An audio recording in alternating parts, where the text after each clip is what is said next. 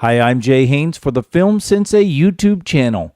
Today in this video, we are going to do part 2 of the 4-part series on how to do this Superman takeoff effect shot.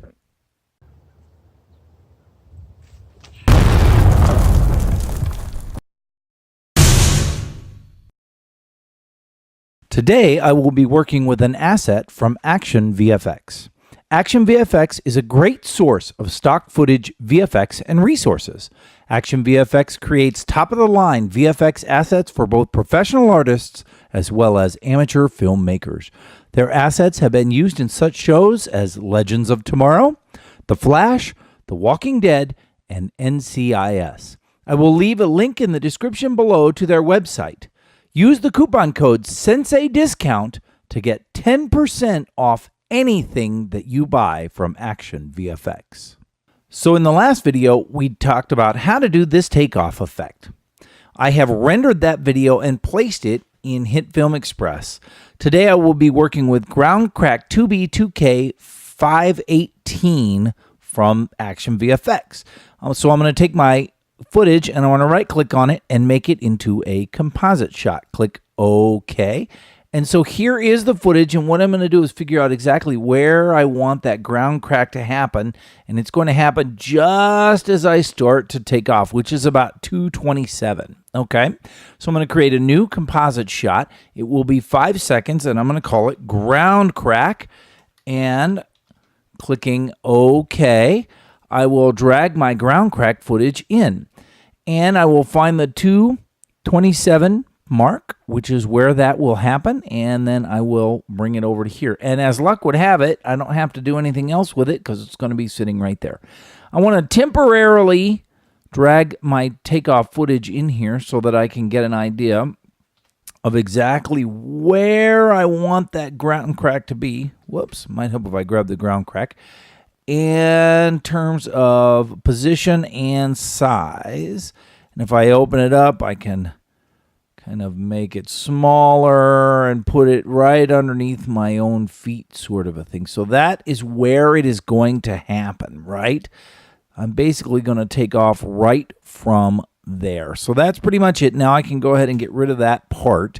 And if I go back into my main takeoff, I can go ahead and drag my ground crack effect or ground crack composite shot underneath here. So boom, that's how it's going to end up looking. Okay, the first thing I want to do is I want to change the blend mode. So I'm going to right click on this and change the blend mode to hard light, so that way everything sort of is showing. And what I want to do is I want to go ahead and tint that so it's roughly the same color as the ground. So if I look under effects and I say tint effect and I drag that tint effect in, and I open it up, then my map to white is what I'm going to use, and I'll probably knock that down to about 230. You just have to kind of play with it on your own footage, but I think that that's a pretty good match right there, okay?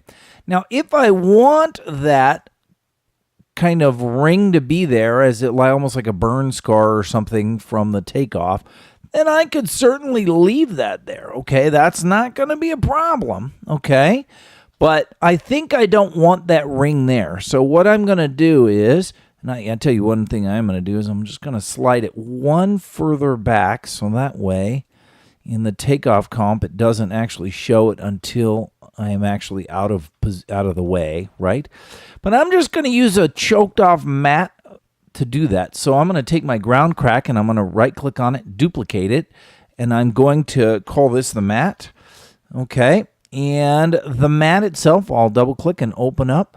It's pretty much, it just sort of shows up and there it is, and I don't really have to do much else with it. So if I come into the takeoff and I drag the matte in here, and then I use a set matte effect on the main ground crack and I source the matte itself. It doesn't do anything, but if I want to choke it off, I would love to do that. The problem is the set matte effect doesn't have a choke, but the matte cleaner does. So if I put the matte cleaner underneath it and open that up, and then I start choking it, just increasing the choke size, I can sort of get rid of that ring Ah, perfect. And yet there's the ground crack, you see?